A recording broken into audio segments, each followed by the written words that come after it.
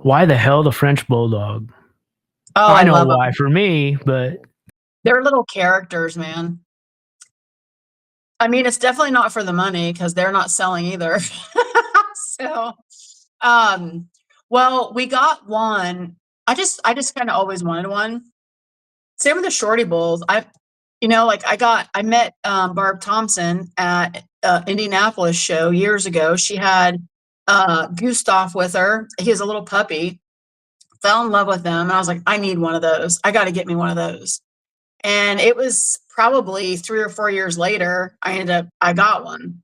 And that's my Black Betty. I love that dog, man. But the Frenchies, we were like, we're gonna try to, breed Frenchies. We wanted a French bulldog. Like they were, I think because they were, kind of like expensive. Not a lot of people were doing them then.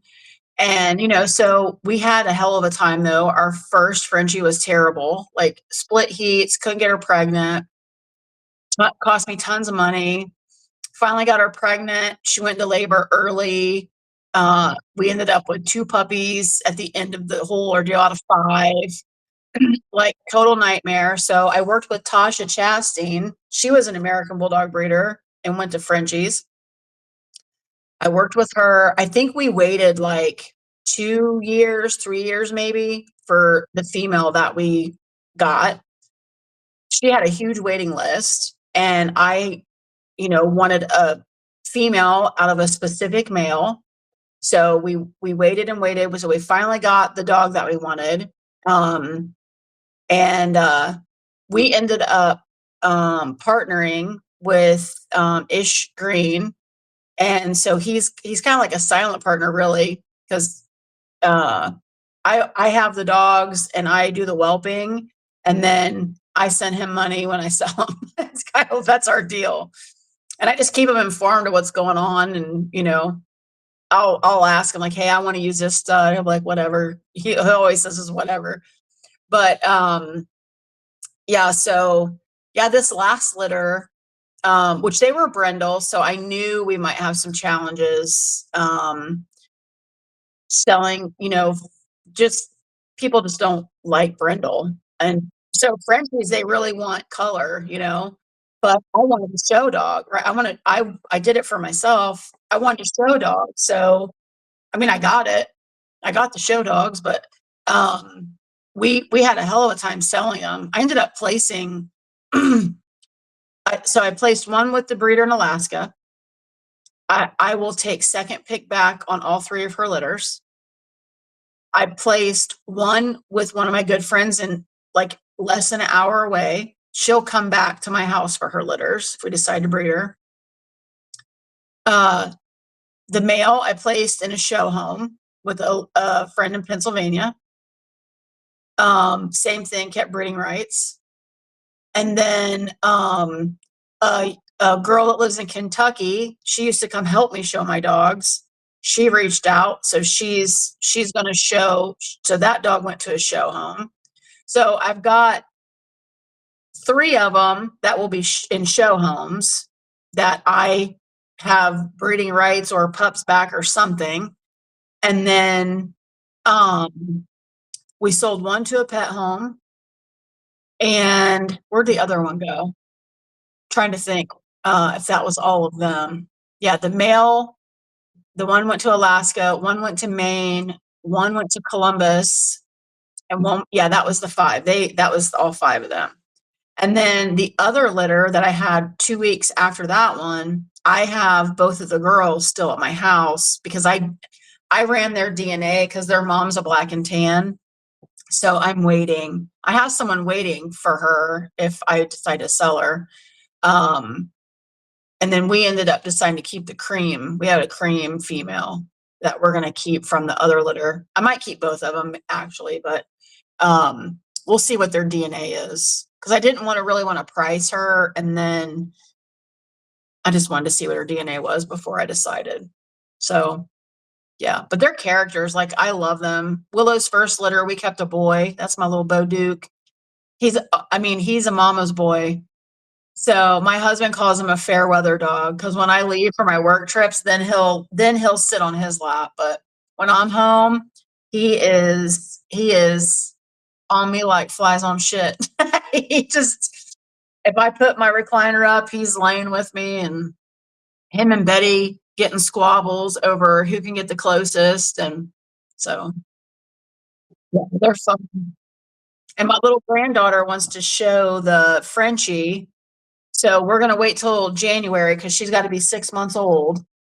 We were gonna go in November, but then I read the rules, and the dog has to be 6 months old, and Lola won't be 6 months old in time. So in January, we'll be able to start showing in the UKC juniors, so she can take the dog, and that program's really cool. It's not really judging the dog. It's not about the structure of the dog.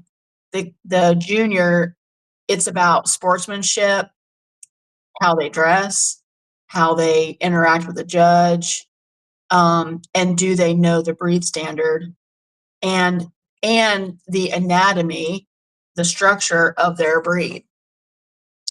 So she's got to study the breed standard, and she's got to know, you know, the names of the pieces of the dog, which I'll tell you, some judges don't know that. I mean, I've been in front of judges that they point to the piece of the dog, but they don't know what it's called. And it's like, man. So, yeah, so that was another thing too. As I get older, I've had like 4 back surgeries. So I honestly have no business having American Bulldogs, working them, and and I'll be honest, a lot of the last maybe 2 years, the reason we haven't done really a whole lot is I might go out and train for an hour, but I'm gonna pay for it for a week. So it gets harder, it gets harder as you get older, having them big dogs yank on you, and I've got, like, partially torn rotator cuffs and bad back and bad knees, and so the little dogs, even like the Shorty bulls, they have the mind of an American Bulldog. They will work like an American Bulldog. Now they're not gonna hurt nothing, they're so little, but they have it. So they're actually really fun to work because they don't really hurt you when when they're trying to drag you to go bite the decoy or whatever. Doesn't really They're not really hurting you. So yeah, I think our transition over to the smaller dogs has been just, we're getting older, and they're getting harder to handle. So, but I still have like 15 American Bulldogs. It's not like I don't have American Bulldogs anymore. Um, but I think 10 of those dogs are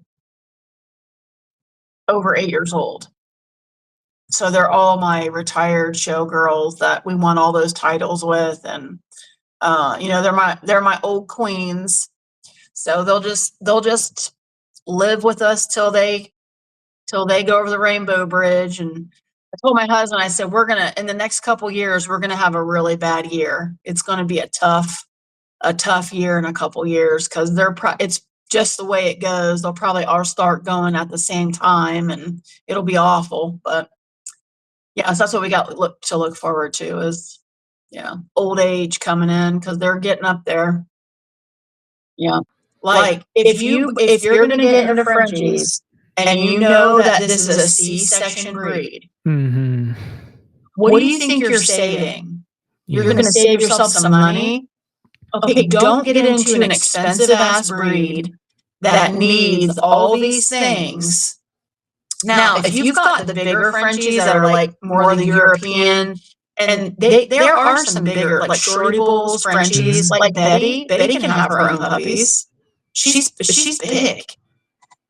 You got a little short, squatty, short back dog.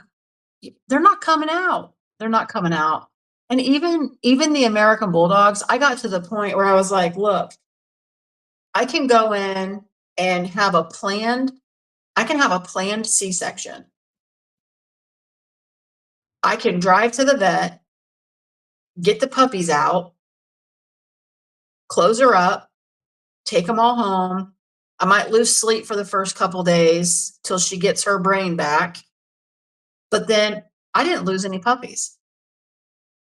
You go through the birthing process, you you're really chancing that you're gonna lose some puppies. Mm-hmm. I mean, any breed. So, I mean, we've only done one elective C-section on American Bulldog, and it was because she was so big, Mm-hmm. and I don't know if the puppies were, like, sitting on a nerve or something, but she was having a hard time getting up, and she wasn't a first-time mom either, and I was like I just felt really bad for her, so I called the vet and said, "Hey, she's not even able to stand up. She's gigantic." And, when I brought her in, she was like, "Oh my god." And, so she went ahead and did a C-section. And I actually lost puppies on that litter because the mom acted like a crazy wench, but, I coulda that one I probably shoulda let her have them, everything would have been fine, but, uh, yeah, the Frenchies, though, I would never, never, ever, ever would I let my Frenchies try to have their puppies. So you think you're saving money, but maybe 2 come out, but number 3 stuck now. So now you got an emergency situation. You got the rest of your litter at risk. You've got your bitch at risk, and you're probably paying triple what you would paid if you just scheduled it. So you're not saving yourself. You might get by with it a couple times, but with Frenchies, you're not gonna get by with it for long.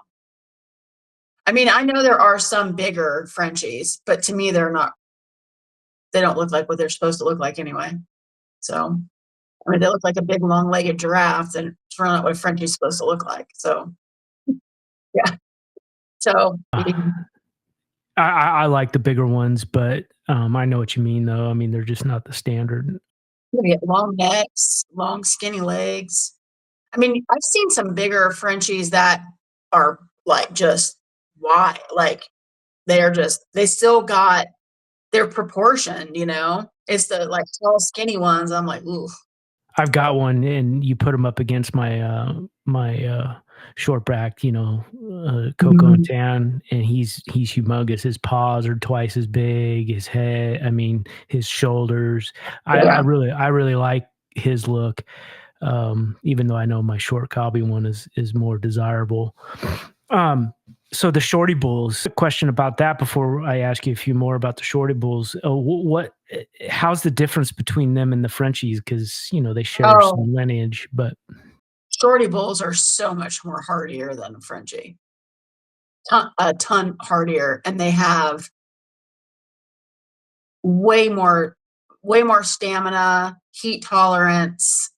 They can do bite work. They can I mean, and that is the Staffy in them. So, they were created with a Frenchie and an English, which really can't do shit, and then a Staffy. And the Staffy, that gave them their health and their workability. And I don't think her goal was to make a working breed, right? That wasn't her goal, but they can work.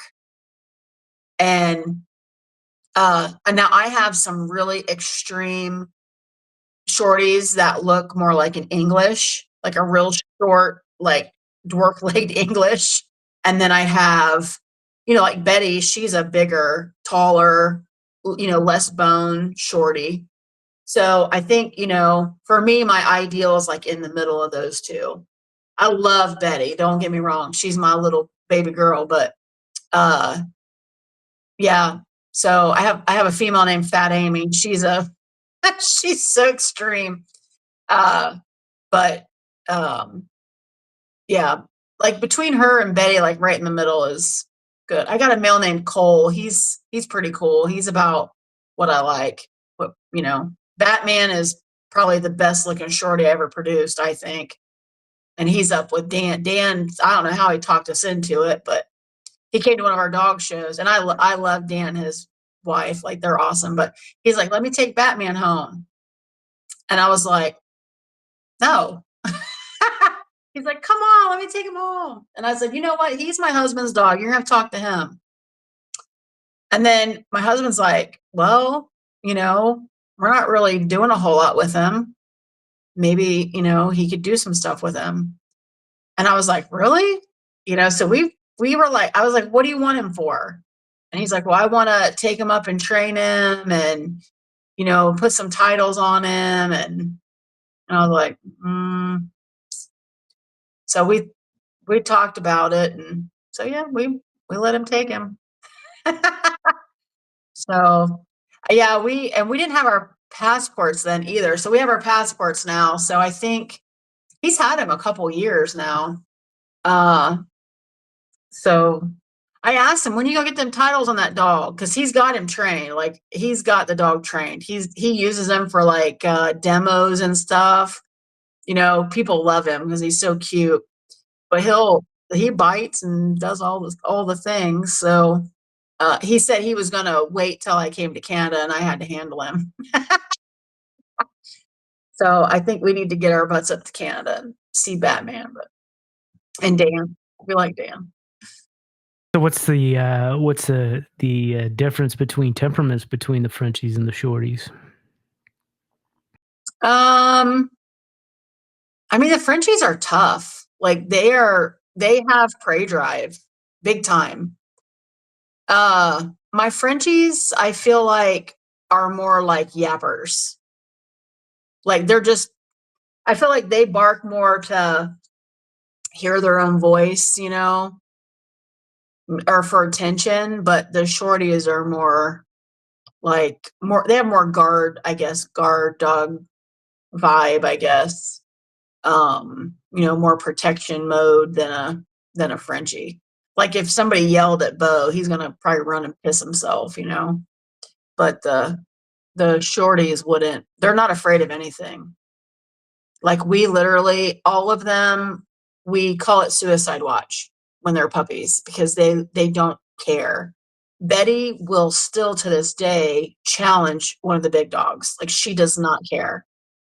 And she's in the house all the time with China, who's a 10-year-old American Bulldog. And China sometimes will hover over Betty, and Betty will just turn around and just nail her, and they'll just get it on. And I'm like, oh, here they go again, because Betty just don't take no shit from them dogs.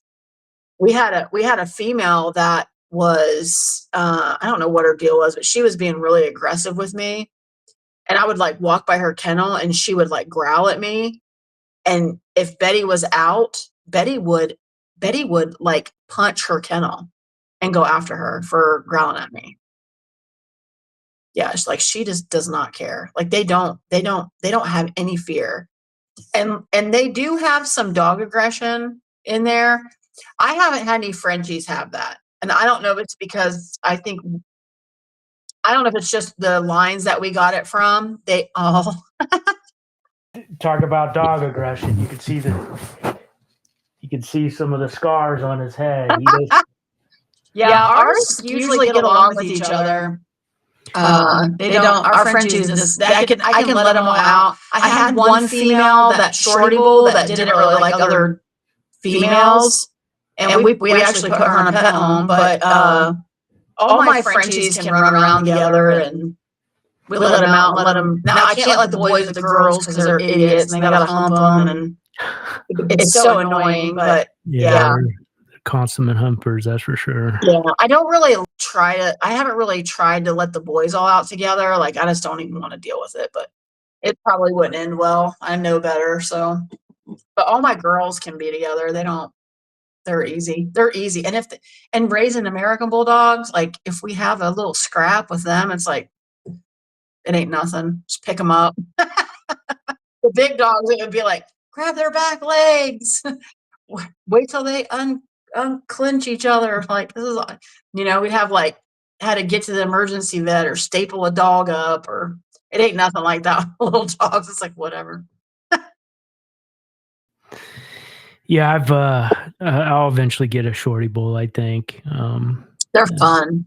They are fun, but they're wild, man. They like, people will be like, God, they have so much energy. Like the first couple years, first couple years with Betty, we were like, Jesus criminy. She was wild. Yeah. And she rode with me. Like I got her, I think she was, I don't know how old she was, 10, 12 weeks old. And she rode everywhere with me. I transported dogs. She went with me everywhere, mostly because my husband hated her. He didn't want nothing to do with her. She'd shit everywhere. She was bad. And in my transport truck, if I stopped to get gas, I had to take her out to potty first, or she'd shit right in my seat. She was so bad. She was so bad. She would never do that now. I mean, never in a million years would she potty in the house or anything, but she was so bad when we first got her. Yeah, and, we, like, litter train all of our dogs, so we teach them from the time they wean to get up off their blankets and go potty in the litter box. So it imprints their brain that they don't pee and poop where they sleep.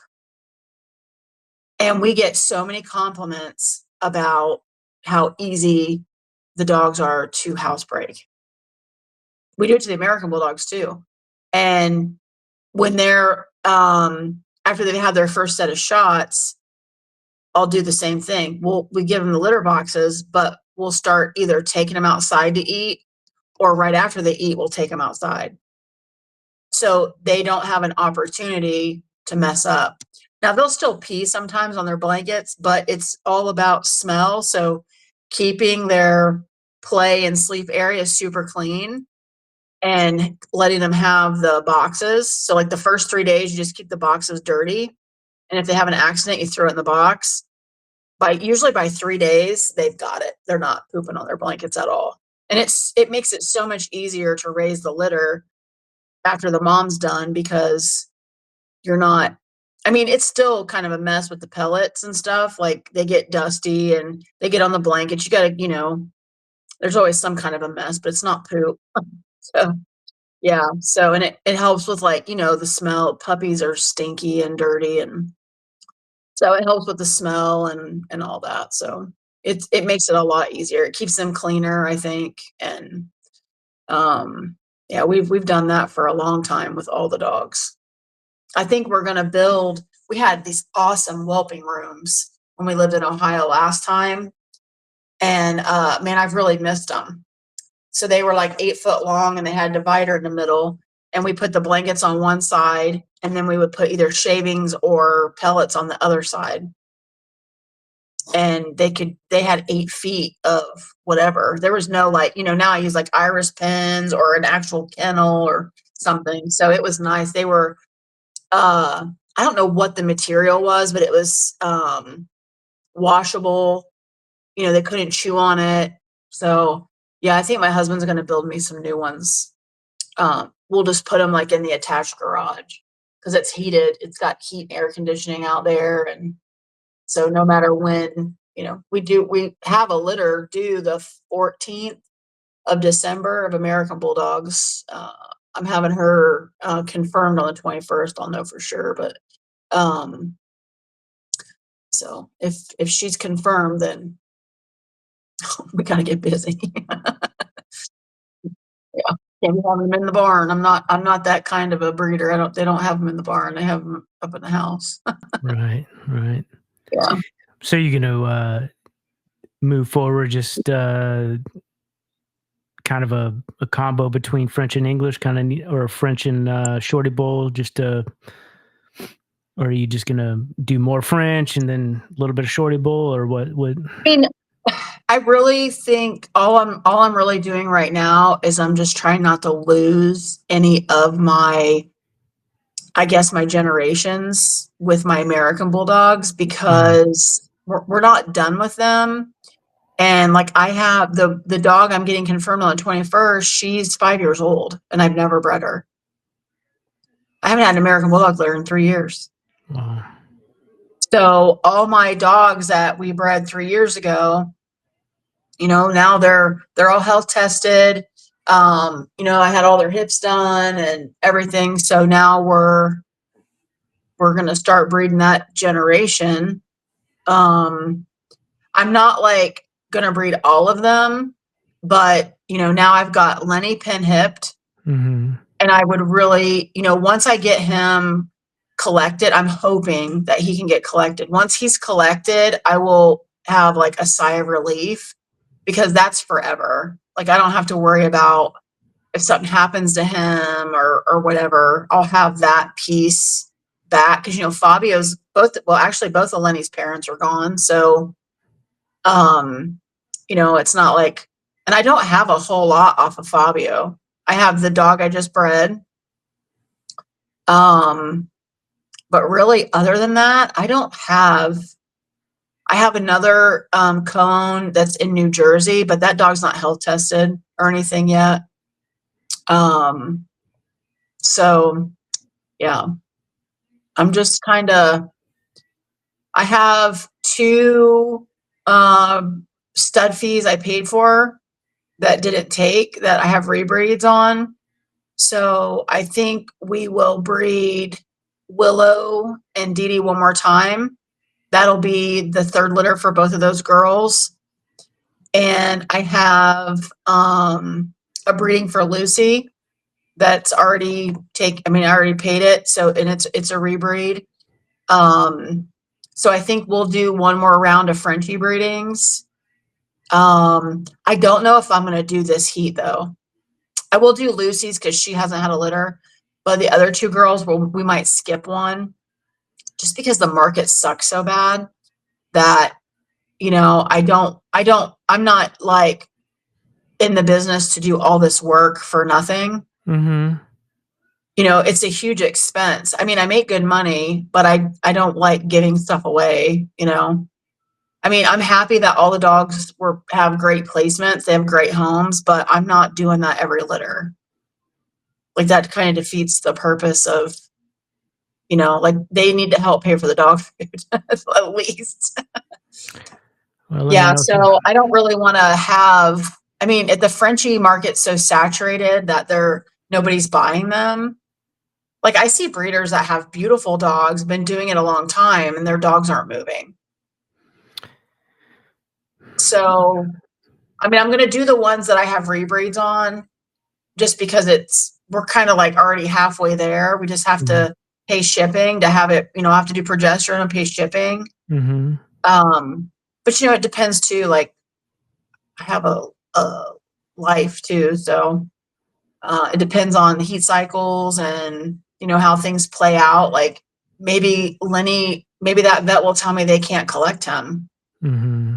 And then, so that means I'm probably only going to get 2 breedings off of him, not 2 collections, which could be 20 breedings. It could be, like we had Blackjack collected and got 9 breeding units on one collection. Mm.